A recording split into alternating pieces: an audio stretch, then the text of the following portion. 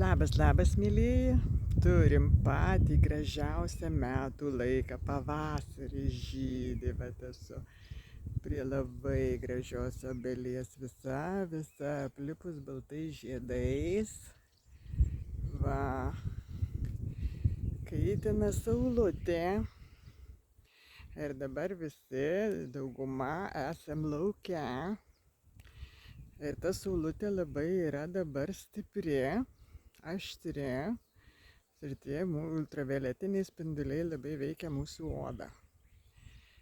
Kad patirtumėt malonumą, o ne kažką tokio negero, ar nudegtumėt saulėje, ar dar kažkas, tai aš turiu ir galiu jums parekomenduoti štai tokį kremuką nuo saulės veidukui su aukštu apsaugos indeksu SPF 50.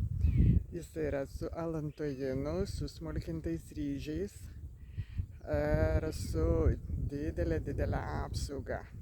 Naudoju ir aš, dirbdama lauke. Ir ne tik dirbdama, bet būdama lauke, saulėje. Ir šis kremukas labai geros tekstūros. Ir žinokit, tikrai labai fainas yra.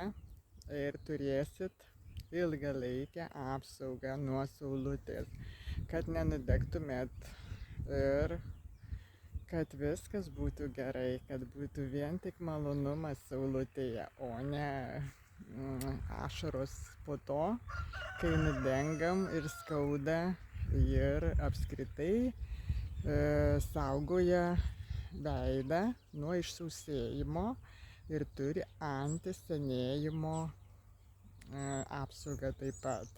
Labai geros sudėties, labai fainas kremukas, rekomenduoju ir jums gražiaus ateinančio savaitgalio.